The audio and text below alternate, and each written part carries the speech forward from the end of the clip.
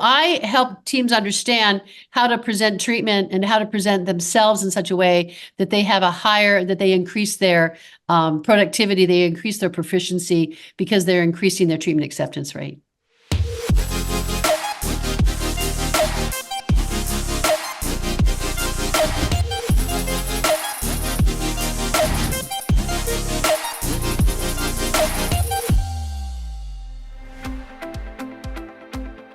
Hey guys, it's Kyle, your admin from Dental Office Manager Community, and we are here with Deborah Englehart Nash. She's joining us all the way from Sarasota, and we are so excited and happy to have you on. Thank you. Thank you. It's a pleasure to be here. Yeah, I'm enjoying the great things you're putting online. So thanks for all of your help that you give people and all of the answers and the questions and the format for people to answer, to ask, what do I do about these situations? So I will tell you that I was intrigued initially because there was big conversation about artificial intelligence and how do you use that.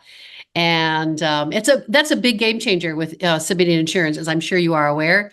But not only is it a game changer for submitting insurance, it also is a game changer for talking to patients about their treatment. It's a very beautiful, objective view when especially I know we talked about the periodontal practice, when you can show them, the color coding and the visual of what an AI second opinion gives them, when you can show them the bone loss and the enamel and it's all color coded and percentages of bone loss. And I mean, it's just a game changer. It's a game changer. AI is a game changer. So that's what inspired me to start to follow. Okay. All right. Yeah. Yeah. AI has been a huge conversation in the community. And I like what I'm seeing in terms of AI and how it can be used in a dental practice. I think it really can help, just alleviate some of the tasks that office managers are dealing with on their own. And so, yeah, AI is amazing. I wanted to bring you on, Deborah, because, a lot of the members do have questions. We tend to see, some of the questions that are frequently asked. And, I know you're the expert here. So on some of these things. So that's why, you're here with us. Because I'm old.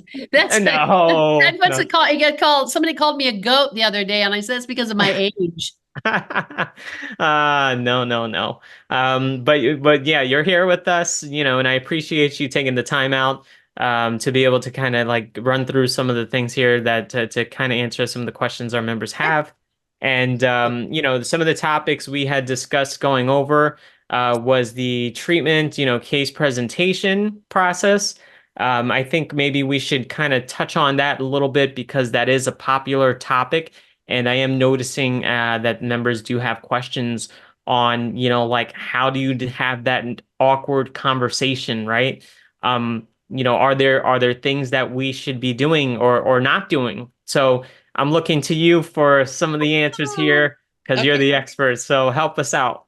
Well, I first think if we go back to the real basic and the foundation of presenting treatment, there's this thing called a belief cycle. And oftentimes we enter into a relationship with a patient and we have an attitude, we have a belief, they don't want it, they can't afford it, they won't choose it. My town is different. If insurance doesn't cover it, they're not going to pay for it. So we have we put up all sorts of what we call belief barriers in our own head. So what happens is if we believe the patient doesn't want it, can't afford it, isn't interested, is not going to choose it, we start establishing languaging, we start establishing protocols that become preventative, that become objections. We use words like policy. We state what our financial policy is, not what our financial understanding is with our patients. We start, and then what happens is if we believe it, we start acting on what we believe, and then we start taking action on that, and we're going to get exactly what we expected. And it's really starts with what we believe. If we go into a treatment presentation with this patient isn't going to do it, Deborah's too young, Deborah's too old, Deborah can't afford it. I know Deborah, she goes to church with me, her kids go to school at my kids' school. We've talked about this before. This happens in hygiene a lot. You know, I've told Deborah she needs that bridge. We've told her for 5 years. She's not interested. She isn't going to do it. And we stop presenting it.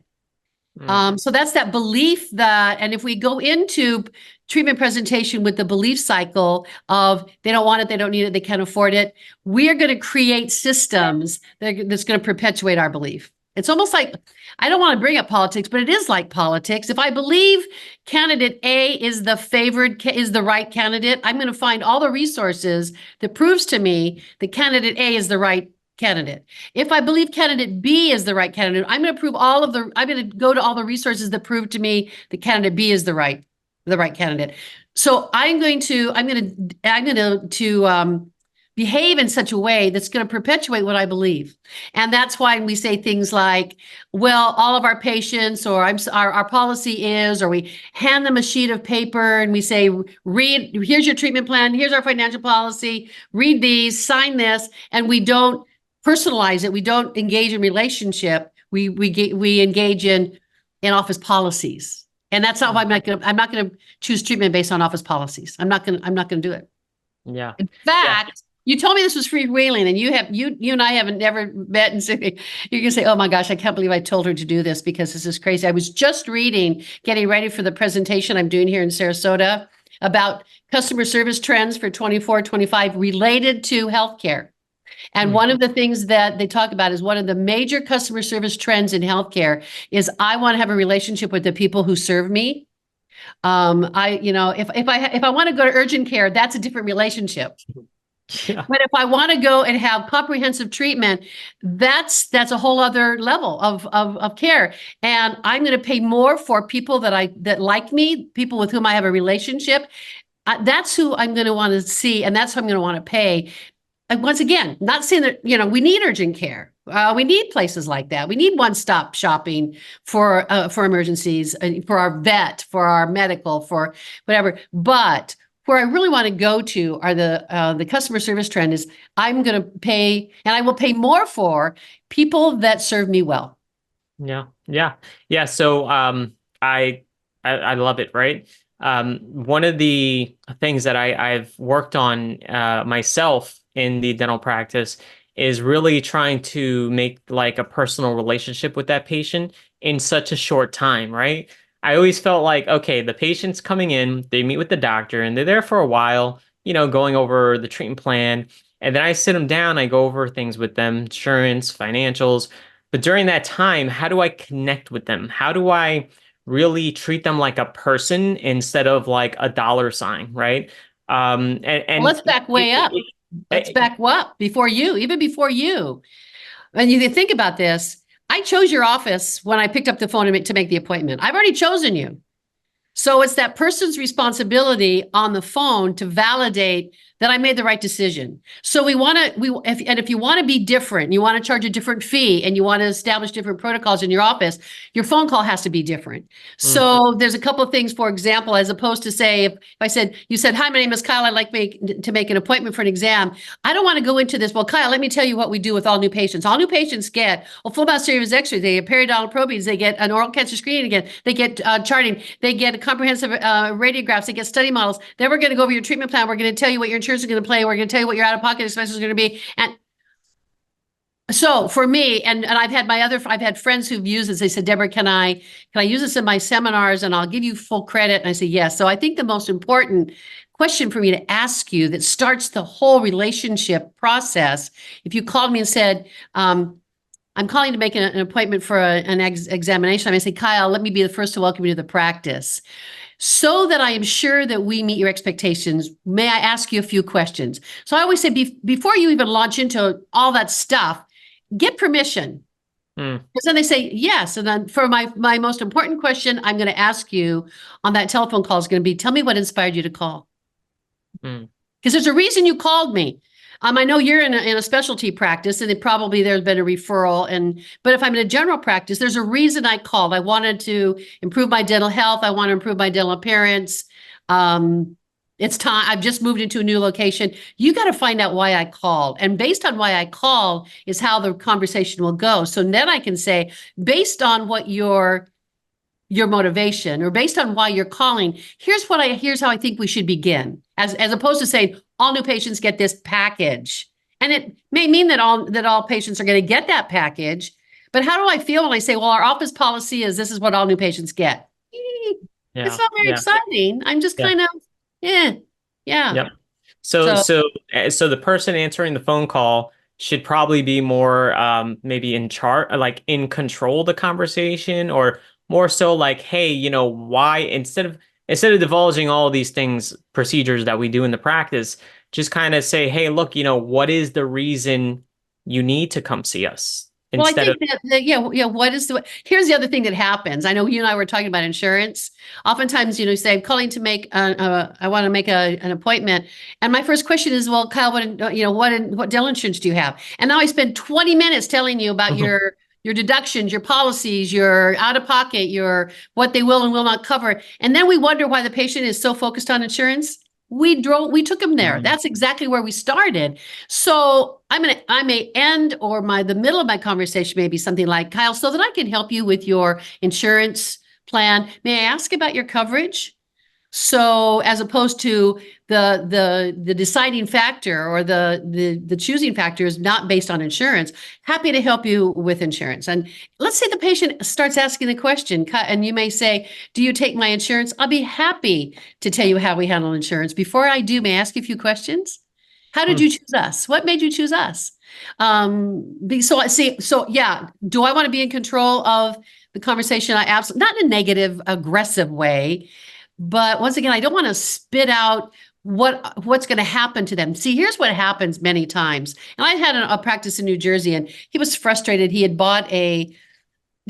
subscribed to a new patient referral program, and he said, I'm not getting the results I was hoping. Well, he was getting 50 new phone calls a month. He was getting 50 phone calls a month from this referral service. However, his attrition of those 50, he was getting maybe 10 of them to continue to appoint and or keep the appointment. And it was all because of the way they answered the telephone. So we changed that protocol. So you have to, it's almost like if you're going to go to a restaurant, Kyle, what's the thing I'm going to say to you? Kyle, is there a special occasion that we're celebrating with you when you arrive? And I'm not going to say, Kyle, you need to arrive 15 minutes ahead of your appointment time or of your dinner time, and you need to park in this parking lot, and you need to bring your credit card and show that to us when you come in. And I'm going to say, wow, here's what you can expect. We have a tendency to tell the patients what we expect from them, and we should be telling the patients what they can expect from us. You can expect us to be on time. And I'm not going to say you be on time. And so so it's all about how are we dressing ourselves in such a way? We avoid the word policy. We avoid the word just. We avoid I'm sorry, but. So we say, wow, I'm so glad you chose us. Tell me what inspired you to call here. Even with a telephone shopper, how much do you charge for? I'd be happy to tell you about our fees. Before I do, may I ask you a few questions? It sounds like it's all about the wording. It's all about the wording. It's all about wording, huh? One word can change everything. And so I always say, so what inspired you to call rather than, can I tell you what our office policy is, or here's what all new patients get? Here's the other important wording because I know we were talking about insurance. When patients ask about insurance, sometimes that's the leading question. Now, my disclosure is I've been married to and working in a fee-for-service and consulting with. My husband sold his practice a few years ago, and the buyer hired me as their consultant. But we are a fee-for-service practice. So I've been dealing with what insurance will and will not do for years. I didn't start consulting because I was married. I was a consultant, and then I happened to meet the Southern Bald dentist, and we got married. And so, but one of the things I always say, you know what, we will do our very best to help you receive whatever dental allowance. I don't say benefit. I always say allowance. We'll do our very best to help you receive whatever dental allowance your employer has provided for you. However, we will not compromise our standard of care based on any exceptions, exclusions, or limitations of any plan. Yeah, so, you hit it right on the nose. I mean, that's to me that speaks volumes, because that's all insurance companies are about, right? Yeah. frequencies, exclusions, limitations. And then you also set the tone where it's like, this is an allowance. This is Yeah. not, This is and not a it's, benefit. And here's what's yeah. interesting. Here's a little factoid. Maybe you could have a prize. Dental insurance begat in 1957. You weren't even born. I will tell you that I was, but I wasn't very old. But 1957, that and three unions, California, Washington, and Oregon, put dental benefits in as part of their medical benefit plan for their union workers. In 1957, what do you think the average maximum allowance per year was? $2. I don't know. $1,000. $1,000. Wow. $1,000 a year in It's still, 1957. it's still, it's still there today. Oh So my God. sometimes when patients Wow. get kind of, how come my insurance is going to cover this? How come is not going to pay more? I might say something to you, say, Kyle, I understand. And you would hope that it would, wouldn't you? But you know what? This dental insurance has been around since 1957. And in 1957, $1,000 covered a lot of dentistry. But I'm sure that what you could buy in 1957 and what you could buy now it's not the same, is it? Right. Dental Definitely. insurance is very similar to that. So we Wow. do our best to help you receive your dental allowance. And your employer has chosen what allowance that they will provide you. They've also chosen the fee schedule that they're going to allow. So we do our very best to help you receive whatever that is that you have coming based on that contract your employer has made with your insurance company. Wow. Yeah.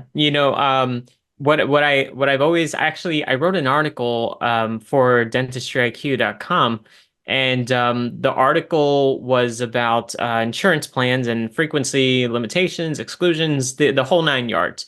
And I started the article out with, do you know who Warren Buffett is? Right.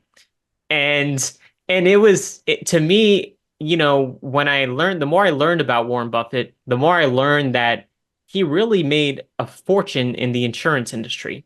I mean, a fortune. And if you think anything in terms of like how the business model of the insurance company is, it's, hey, let's keep the premiums and let's not pay. And let's take that money and invest it and make more money for ourselves. So the whole structure, the business model of an insurance company that is supposed to care for us, right? To me is kind of it's a little It's a little strange. skewed, It's a yeah. little strange, right? Insurance So companies are for-profit businesses. They're not NPOs. They're not non-for-profit. They are for-profit businesses, and they want to make at least. They want to make they get upset. They want to when they got made 14 cents on the dollar. They want to make 40 cents on the dollar. That's what their goal is. They want 40 cents on the dollar. And so I've sometimes when I always think, gosh, we could go on for days probably, but and when I take a look at doctors, I'll say, doctor, you have to calculate not only your gross production but your net, and your net is after insurance write-offs. So when you're paying your associates, you're paying them on collections, not on gross production, or it has to be net production. It can't be on gross. But sometimes, when sometimes team members love them, but sometimes they say, wow, I wish we could be more accepting of insurance. I'll say, well, let me ask you this question. If doctors said, I'm going to pay you $100, however, I have employee insurance. So actually, you're only going to get 40 cents you're going to get $40 instead of 100 because my business is going to hold $60 of it. How would it make you feel? yeah, Fair? It's not fair. We'll do our very best. So I say, so when we take a look at, when we even look at bonus plans, it has to be based on, and I talked about that. It has to be based on collections. It can be based on production, and it has to be team weighted. So I think it's really important for the team to understand, we're going to do our very best to help our patients receive whatever allowance they have coming. Yeah. But we're not going to compromise our standard. There was a huge conversation on another Facebook group. You probably are aware of Dental Nachos, Paul yep. Goodman's group. And there was a conversation this morning about this doctor saying, and I'm not sure if he was kidding or if he was being serious about, he modifies his treatment based on the insurance allowances for patients. And I'm thinking, is he joking? Was this serious? Was he serious? And he said, for my patients who don't have it, my fee-for-service patients, I may recommend a treatment that I wouldn't recommend for my patients who have Delta. And I may not recommend that treatment for my patients who have Aetna or MetLife. I'm thinking, wow, how would I feel as a patient if I knew that? If I knew, so let's say I was medical and say, you know what? Gee, if you were a fee-for-service patient, Kyle, I would do that heart transplant. But because Yeah. I'm only going to get $149, I'm going to give you a stint and hope you make it. Yeah. Oh, I would hope not, but yeah, that's Yeah, that was kind yeah. of, I'm just sure he was serious. I'm really not sure he was really serious about that. It's scary. It's scary that dental insurance or just insurances in general can influence the care that we receive, right? Like as just people, like, you know, um, I've gone to doctors, right? I've gone to doctors for checkups and things like that. I've had, medical insurance where, I look at the explanation of benefit that comes back and it's like $20 for a payment to an MD. To me, it's like, well, is that why I was sitting in the waiting room for 3 hours? Because they had to make up $20 on each person, When you think about how insurance is influencing the care we're receiving, it's Yeah. actually kind of scary. Scary. I think I heard somewhere. Now I go to a concierge physician, which is wonderful. I pay an additional fee for a concierge physician. I mean, I do have insurance, but that is not the deciding factor. But I do know that in certain medical offices, they basically say you have 6 minutes with a new patient. You have 6 minutes, 6 to 8 minutes to get in and get out and get on to the next person. You have six Wow. minutes. What if I come in with a debilitating illness and it's going to take more than 8 minutes to even diagnose me, let alone prescribe, let alone make me feel comfortable? I mean, it's Scary. interesting. This is wow. I could really so in 2011, I lost my ability to, we're talking about insurance now, not about me, but it's about me right now. So I lost my ability to use my right leg and I lost the use of my right arm. My right side kind of went limp, went numb. And long story made short, I ended up having a brain tumor, but I went in for my first MRI and it was kind of insurance driven because he basically did the MRI and he basically said, see that mass? I said, that's not supposed to be there, is it? He says, no. Here's your disc that shows your MRI. Call your doctor, stop taking aspirin, and and sent me on my way. Wow. And it was like, I got to, and this actually goes to dentistry as well. I'll relate it. So I was on my way to the airport to get to a meeting. Pulled into the parking lot, a little bit shocked. I called my husband and he started asking me questions. Is it benign? Is it malignant? Is it, what's the next step? Is it surgery? Is it chemotherapy or radiation? What are we doing? And I was like, I don't know. Yeah. Call our children and call my pastor. So think about this as a patient. I come to you thinking I don't need anything. I just want my teeth cleaned. I just want to have my teeth cleaned. And it's funny because sometimes the patient that says, I don't want an exam. I just want my teeth cleaned. I don't want an exam. I'm thinking two reasons why I don't want the exam. Number one, I always ask my audiences, why do you think the patient doesn't want an exam? And they typically will say, because they don't want the dentist to find anything wrong. I say, no, that's not it. They don't want the examination because they don't see value in the examination. And I'll tell you why in a minute. So I have the examination. You find work that needs to be done. I come to your office and you're telling me I'm going to need surgery and bone graft and you're going to spin my blood. And I wasn't expecting that. And I go home and I say to you, probably not often with you, but 45% to 50 or over 60% of the time, the patient's going to say, I need to check with my insurance. I need to check with my schedule. I need to check with my spouse. I need to call you back. And I pull out of the parking lot and the questions that I didn't even think about asking start coming. And I go home and I start talking to my family and they say, well, what about this? And well, what about that? And I say, I don't know. I didn't even think of asking. That's when that office, and you were talking about this earlier with me, Kyle, that's when that office, that patient treatment coordinator, the patient concierge, whoever is responsible for that, calls you or calls me and says, Deborah, I know we shared a lot of information today, didn't we? Yes. How did you feel about your experience with us? Oh, you guys are awesome. I'm a little overwhelmed by all that information. No one has ever been so thorough with me before, but man, I'm kind of a deer in headlights here. Yeah, sometimes that happens, that oftentimes our patients pull out of the parking lot and the questions they wish they had asked, they start thinking about.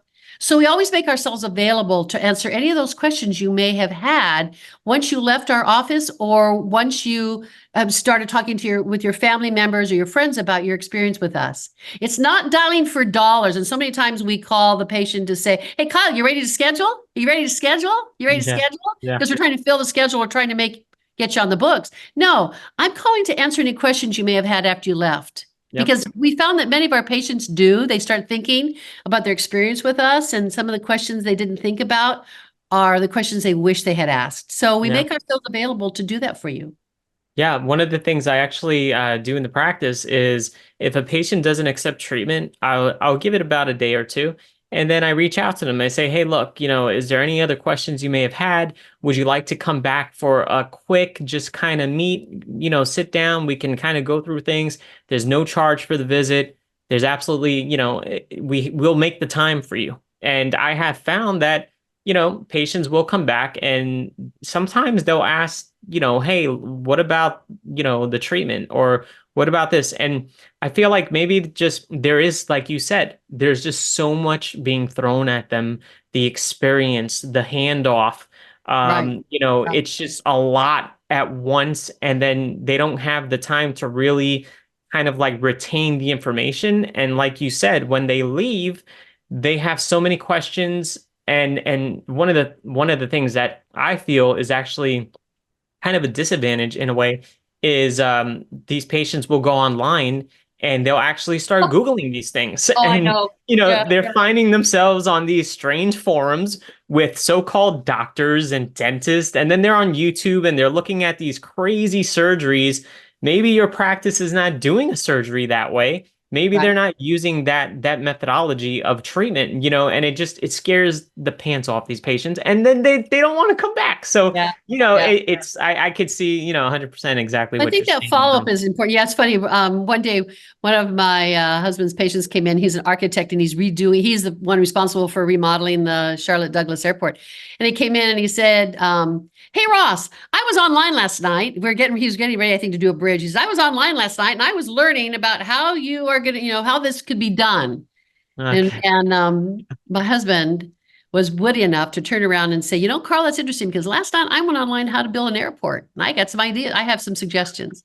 And Carl said, point taken, point well taken. So I think that's also important. I also think, and one of the things I alluded to is always asking permission. And when we were talking about treatment presentation, Kyle, I think the most significant thing that I've taught my clients and I've learned, and I have a whole story about this, but we don't have time for it, is before you start sitting down with your patient and showing them their treatment plan and sitting down is asking permission. So before I present my treatment plan to you, Kyle, I'm going to say something like this. Kyle, would you allow me to tell you what I'd like to do for you? If you were my brother, if you were my dad or my uncle, would you allow me to tell you would you allow me to tell you what I'd like to do?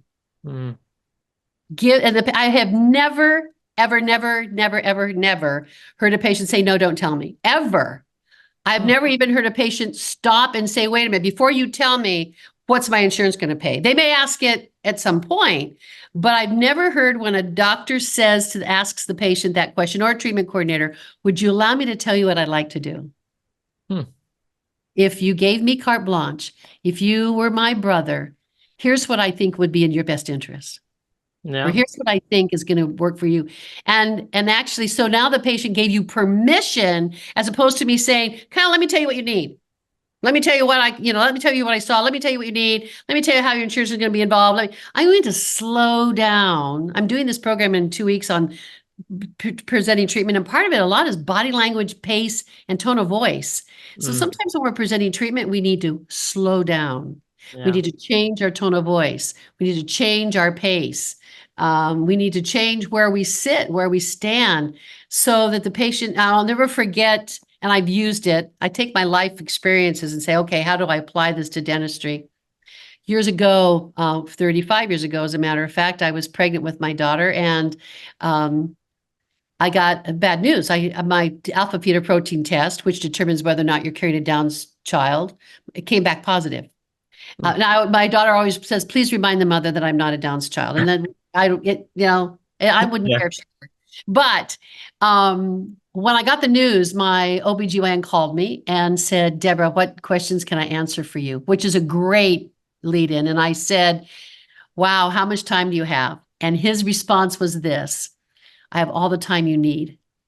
Mm. So I've taken that to talk to patients. And one of the things that I will say, and one of the things I talk about is, how does the team endorse the doctor?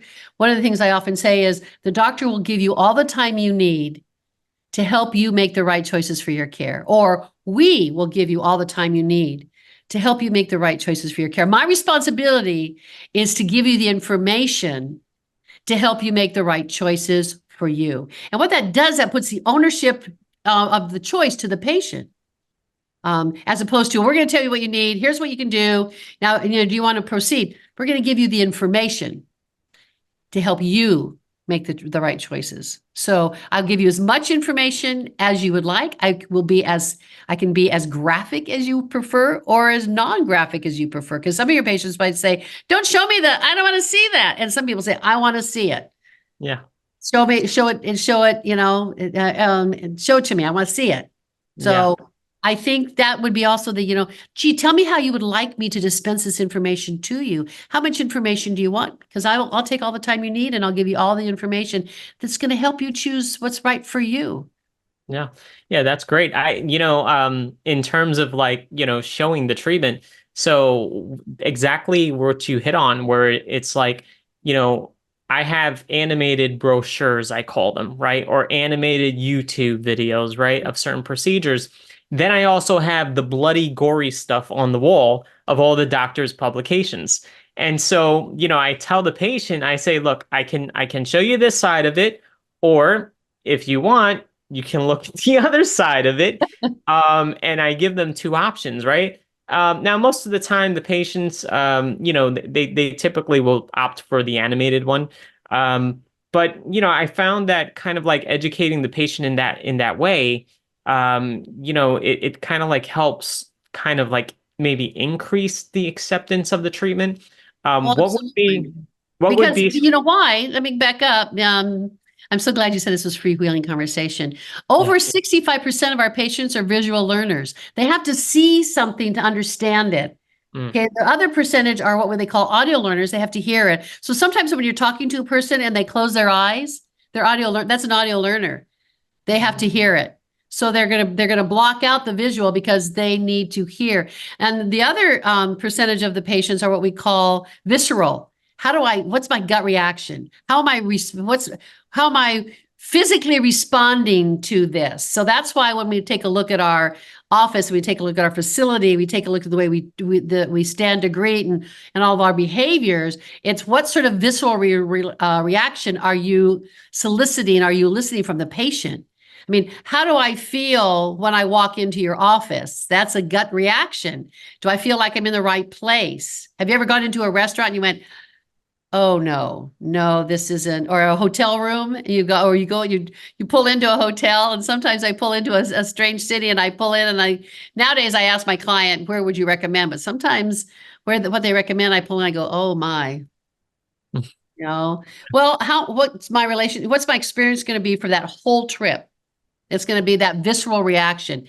But most of our patients are visual learners. That's why you have the YouTube video. That's why we have the photographs. That's why we've got once again, go back to AI. That's why we have AI learning. Yeah. Patients Yeah. can see it. Yeah. So Deborah, all right. I know we're running out of time. Like we're cutting it down to the wire, but it's been so great, like speaking to you. I've learned a lot of information. I'm sure the community members are going to really enjoy this video. And so what I want to touch on really quick is, how do you help dental practices? Oh, wow. It's interesting. I used to work for a major consulting firm, and there was only one way we were allowed to help. We had a manual, and we had a big, thick manual, and the doctor bought a package. They had to buy the whole package. And in 1985, after I left that organization, great practice management company, they're still around. I just decided that what I really wanted to do was customize my approach for the patient, and for the client, much like a new patient, where we do some examination and investigating and create a treatment plan. So oftentimes I do it in a couple of ways. Sometimes doctors want me in to do a language skills workshop. They want a team workshop.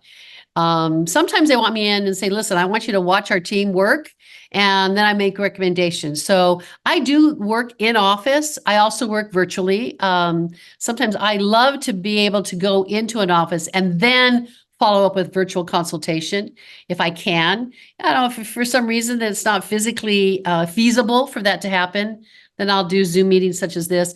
But I love working with teams and helping them understand how they can elevate and increase productivity with doctors. I love helping them with languaging behaviors. I talk a lot about how do we endorse the doctor and validate the doctor so the patient is more receptive to the treatment plans and accepting treatment. I like to I talk about analytics.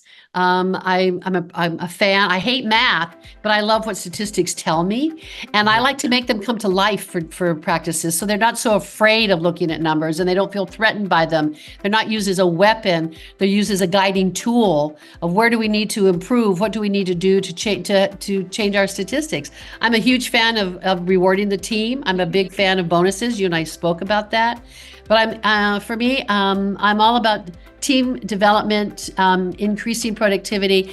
And when we talk about fee-for-service dentistry, as far as I'm concerned, it's all elective. Everything is elective. I don't have to do a crown. You may tell me I need it, but as a patient, I don't need it. I can still chew, and until it hurts, it's not necessary. So I help teams understand how to present treatment and how to present themselves in such a way that they increase their productivity, they increase their proficiency because they're increasing their treatment acceptance rate. That's great, what I do. Great. That's great. That's wonderful. Is there any way specifically that if an office manager is looking for you to come into the practice to help train the staff, is there any specific method that you would prefer for them to reach out to you? Oh, no, you know what? I appreciate that, and thank you. I didn't do it for this reason, but I appreciate that. They can text me on my cell phone number. They can shoot me my email, and say, hey, can we have a conversation? Absolutely. And once again, I will be very transparent. If I belong to the Academy of Dental Management Consultants, and if I'm not the right consultant for a practice, I will help them find the right consultant for the practice. I have a great group of people with whom I work, and if I am not the right specialist for them, then I will help them find that person. I'll refer them to the right source. Wonderful. Okay, so Deborah, thank you so much for your time. It was such a pleasure to meet you. I've seen your name in the community. I've seen your name outside of the community, and it was just enjoyable to really have this conversation with you. I'm glad we met. I look forward to crossing paths again. Absolutely. And you can have me back. We can touch on other topics that you and I discussed that we didn't have time for.